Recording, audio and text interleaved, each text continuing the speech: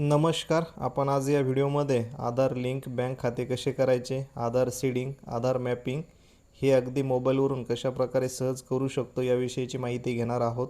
कारण आता शासकीय योजनांचा लाभ असेल किंवा सरकारी कर्मचाऱ्यांच्या पगारी असेल, या गोष्टींसाठी आधार लिंक बँक खातेच आवश्यक आहे आणि तेच आपण आपले आधार लिंक आहे का नाही हे चेक करू शकतो. किंवा जर लिंक नसेल तर आपण मोबाईलवरूनच ते लिंक करू शकतो, बँकेत जाण्याची आवश्यकता नाही.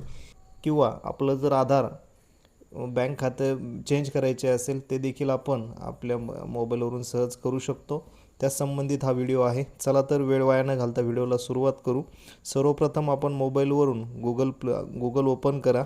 क्रोम ब्राउझरवरती आल्यानंतर गुगल ओपन करा. माय आधार असे सर्च केल्यानंतर आपल्यासमोर अशा प्रकारची ही साईट ओपन झालेली आहे. आता ओपन झाल्यानंतर अशा प्रकारची साईट ओपन करण्यासाठी तुम्ही मोबाईलवरून ओपन करत असाल, त्यामुळे डेस्कटॉप साईट ओपन करून घ्या. त्यासाठी इथं क्रोम ब्राउझरच्या होम टॅबवरती क्लिक केल्यानंतर खाली थोडंसं स्क्रॉल करा, ज्यामध्ये आपल्याला डेस्कटॉप साईट ओपन करायची आहे. आता हे संपूर्ण माहिती ही आपण सविस्तरपणे अगोदर व्हिडिओ पहा किंवा व्हिडिओ स्टॉप करून आपण दुसऱ्या मोबाईलमध्ये हे आधार सीडिंग करा, कारण हे खूप व्यवस्थित करावं लागतं, गडबड करून होणार नाही. यामध्ये अशा प्रकारे आता आपली साईट डेस्कटॉप साईट झाल्यानंतर ओपन झाली असेल. यामध्ये आपण बघू शकता. काळजीपूर्वक लक्ष द्या, स्टेप बाय स्टेप मी काय सांगतो आहे ते. आता अशा प्रकारे ओपन झाल्यानंतर खाली थोडंसं स्क्रॉल करा, ज्यामध्ये आपणास आधार सर्व्हिसेस ही टॅब दिसत आहे, ही ओपन करा. ओपन केल्यानंतर आपल्यासमोर अशा प्रकारचा इंटरफेस ओपन होईल, ज्यामध्ये खाली आधार सर्व्हिसेस आहे.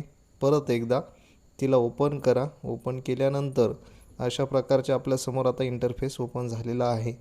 आता हे परत तुम्हाला वाटेल, पण नाही, नवीन टॅब ओपन होत असते प्रत्येक वेळेस, त्यामुळे व्यवस्थित लक्ष द्या. त्यानंतर येथे आहे बघा, खाली थोडंसं स्क्रॉल केल्यानंतर आधार लिंकिंग स्टेटस ही टॅब ओपन करा. ही टॅब ओपन केल्यानंतर आपल्यासमोर आता आपण बघू शकता अशा प्रकारे आपण आता लॉग इन झालेले आहात. इथं वरती बघा माय आधार आणि अशा प्रकारचा इंटरफेस आलेला आहे. आता यामध्ये काळजीपूर्वक लक्ष द्या, कारण इथेच भरपूर लोकांचे मी अगोदरच्या व्हिडिओमध्ये कमेंट्स आल्या होत्या, ज्यामध्ये त्यांना समजत नव्हते काय करायचे आहे. त्यासाठी बँक सीडिंग स्टेटस यावरती क्लिक करा. स्टेप बाय स्टेप क्लिक केल्यानंतर आता आपल्यासमोर अशा प्रकारचा इंटरफेस ओपन झालेला आहे. आता ही परत ओपन झालेला नाही, तर येथे थोडेसे चेंजेस आहे. अशा प्रकारचा आलेला आहे राईट साईड, ज्यावरती आपण आता क्लिक करा. क्लिक केल्यानंतर आपण बघू शकता आधार बँक सीडिंगला क्लिक केल्यानंतर आपण बघा, ज्यामध्ये आपल्याला आपला आधार नंबर इंटर करायचा आहे आणि परत कॅप्चावरून आधार रजिस्टर मोबाईल नंबरला लॉग इन करायचं आहे. आता लॉग इन झाल्यानंतर आपण बघू शकता असे प्रकारचे पर्याय आपल्याला इथे ओपन झालेले आहे. आता लॉग इन झाल्यानंतर मी थोडंसं ब्लर केलेलं आहे. आपण ज्यावेळेस लॉग इन व्हाल त्यावेळेस या कॉर्नरमध्ये आपलं फोटो दिसेल आणि आपला आधार देखील इथे आपण बघू शकतो. आता यामध्ये वेगवेगळे पर्याय आहेत. येथून आपण आधार अपडेट करू शकतो, आधार डाउनलोड करू शकतो किंवा इतरही सगळ्याच गोष्टी आधारच्या आपण इथून करू शकतो. चला, तो विषय वेगळा आहे. आपणास आधार सीडिंग बघायचे आहे. त्यासाठी बँक सीडिंग स्टेटस यावरती क्लिक करा. यावरती क्लिक केल्यानंतर आपण बघू शकता अशा प्रकारे आता माझं हे बँक अकाउंट दिसत आहे, म्हणजे ॲक्टिवेट आहे बँक सीडिंग स्टेटस. अशा प्रकारे तुमचे जे पगार खातं असेल किंवा तुम्हाला शासकीय योजनेचा लाभ ज्या खात्यात घ्यायचा असेल तेच बँक खाते इथे ॲक्टिवेट असणे गरजेचे आहे. जर दुसरे खाते असेल तर ते खाते कशाप्रकारे चेंज करायचे त्याचीच माहिती आता समोर बघणार आहोत. त्यासाठी आपले जर आता शासकीय कर्मचारी असाल तर सध्या KYCचे बँक खात्याचे जे सेवार्थ पोर्टलमध्ये अपडेट करायचे आहे आणि त्यासाठीच आपले पगार खाते जर इथं लिंक असेल आणि ॲक्टिवेट दाखवत असेल तर आपणास काही अडचण नाही. ते पगार खाते आपण KYC झालेली आहे, आधारला सीड आहे ते बँक खाते असे समजू शकता. पण ज्या कर्मचाऱ्यांचे येथे पगार खाते लिंक नाही आणि ॲक्टिवेट असं स्टेटस दिसत नाही, त्यांना आता काय करायचे, चला तर ते सांगतो. आणि एक गोष्ट लक्षात घ्या, ही संपूर्ण प्रक्रिया थोडीशी आपल्याला स्टेप बाय स्टेप करायची आहे मोबाईलवरून. यासाठी थोडासा वेळ देखील लागू शकतो आणि हे संपूर्ण प्रक्रिया आपल्याला मोबाईलवरून करता आली तर करा, आणि जर आपल्याला ही करता नाही आली तर जास्त टेन्शन घेऊ नका. आपल्या शाखेत जा बँकेमध्ये आणि तेथे आपले आधार कार्ड घेऊन जा सोबत. त्यांना सांगा, ते नक्कीच करून देतील. परंतु जर आपण मोबाईलवरून कशाप्रकारे करायचे, चला ते बघू. त्यासाठी मी आता NPCIच्या वेबसाईटवरती घेऊन जात आहे. त्यासाठी एक काम करा, मोबाईलवरती क्रोम ब्राउझर ओपन करा. क्रोम ब्राउझर आहे ते ओपन करा. गुगलमध्ये NPCI.org असं टाईप करा, ज्याची लिंक मी खाली व्हिडिओच्या डिस्क्रिप्शन बॉक्समध्ये देखील दिलेली आहे आणि अगोदरच्या आधारची लिंक देखील मी व्हिडिओच्या डिस्क्रिप्शन बॉक्समध्ये दिलेली आहे. तशी तेथून देखील आपण डायरेक्टली या साईटवरती येऊ शकता. चला डायरेक्ट गुगलवरती NPCI टाईप केल्यानंतर अशा प्रकारची एक वेबसाईट ओपन होईल आणि आपला मोबाईलवरून आपण ओपन करत आहात, त्यामुळे डेस्कटॉप साईट करून घ्या. डेस्कटॉप साईटसाठी मी सांगितलं पूर्वीप्रमाणेच आपल्याला इथे होम बटनावरती क्लिक करायचे आहे साईटच्या आणि त्यानंतर डेस्कटॉप साईट अशा प्रकारची आपल्याला मोबाईलमध्ये ओपन होईल. आता एक गोष्ट लक्षात द्या, इथं कस्टमर नावाची एक टॅब आहे, तिला क्लिक करा. अगोदर डेस्कटॉप साईट करा. डेस्कटॉप साईट केल्यानंतर आता कस्टमर जी नावाची टॅब आहे ही टॅब ओपन केल्यानंतर लक्ष द्या, इथे भारत आधार सीडिंग एनेबलर हे ऑप्शन आहे बेस, याला क्लिक करा. याला क्लिक केल्यानंतर आपल्यासमोर अशा प्रकारचा इंटरफेस ओपन झालेला आता दिसेल. आता ही संपूर्ण माहिती काळजीपूर्वक बघा.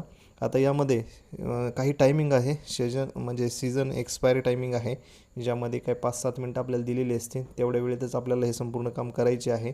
जर नाही झाले तर परत लॉग इन करा, असं काही हे नाही, परत आपण लॉग इन देखील करू शकतो. आता यामध्ये सुरुवातीला आपण काय करा, आधार मॅप्ड स्टेटस हे चेक करा, ज्यामध्ये आपल्याला कशा प्रकारे हे आहे ते समजेल. त्यानंतर एक आधार सीडिंग आहे, डी सीडिंग आहे, वेगवेगळे पर्याय आहेत. सुरुवातीला आपण काय करा, आधार मॅप्ड स्टेटस हे चेक करा. चला ते कसे करायचे, ज्यामध्ये आता लॉग इन करा. काय नसतं, आपला आधार नंबर टाकायचा आहे. आधार रजिस्टर मोबाईल नंबरला OTP जनरेट होईल. तो OTP जनरेट झाल्यानंतर आपल्याला तो OTP भरून कॅप्चा भरल्यानंतर लॉग इन होऊ शकता आपण. लॉग इन झाल्यानंतर इथे बघा, अशा प्रकारे मी आता लॉग इन झालेलो आहे. आता इथे माझं आधार नंबर आहे, आधार मॅप्ड स्टेटस आहे.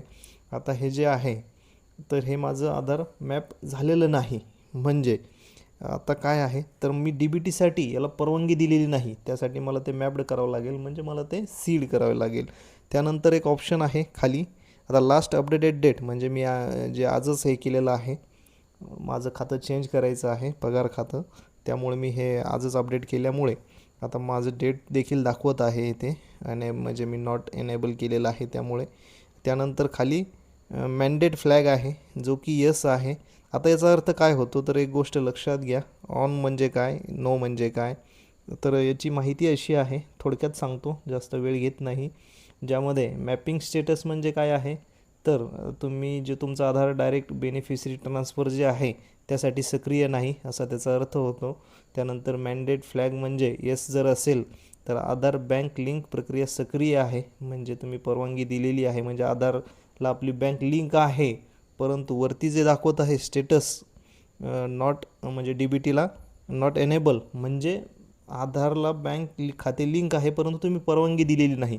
आता ती कशी द्यायची तर त्यासाठी वरती एक ऑप्शन आहे आधार सीडिंग, येथे बघू शकता आपण. ही टॅब ओपन करा आणि तिथे आधार सीडिंग करा, आपल्या बँक खात्याची डिटेल्स तिथे भरा आणि आधार सीड करा, ते महत्त्वाचं आहे.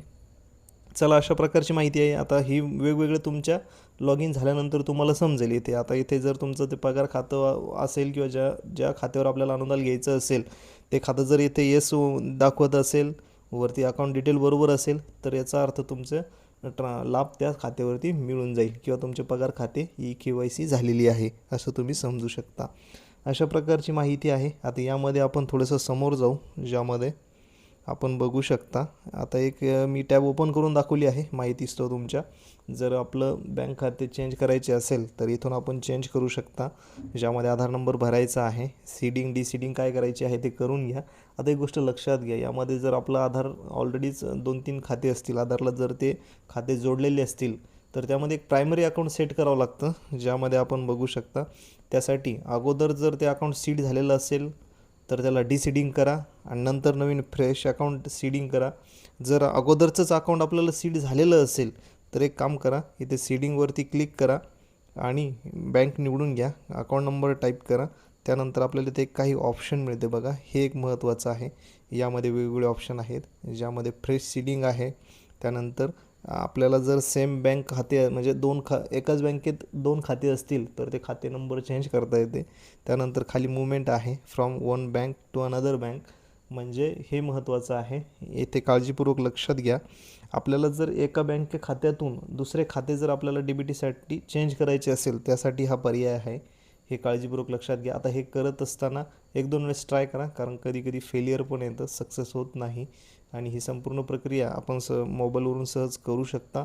जर नाही जमली, काही अडचण आली तर मला कमेंट्स करा किंवा आपल्या जवळच्या बँक शाखेत जा. तेथे देखील आपल्याला हा बँक कर्मचारी नक्कीच आपली मदत करतील.